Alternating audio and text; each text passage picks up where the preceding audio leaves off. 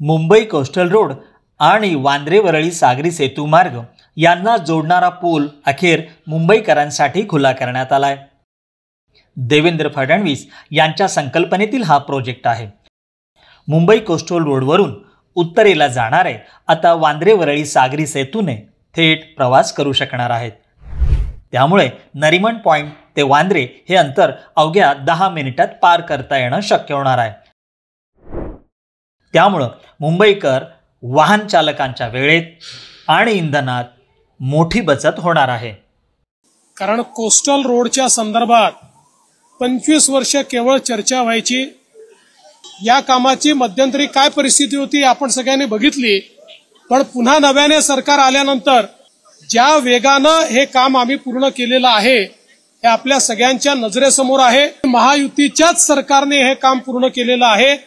100% केंद्र सरकार आणि राज्य सरकार दोन्हीकडे महायुतीचं हे श्रेय आहे असं मी या ठिकाणी म्हणेल।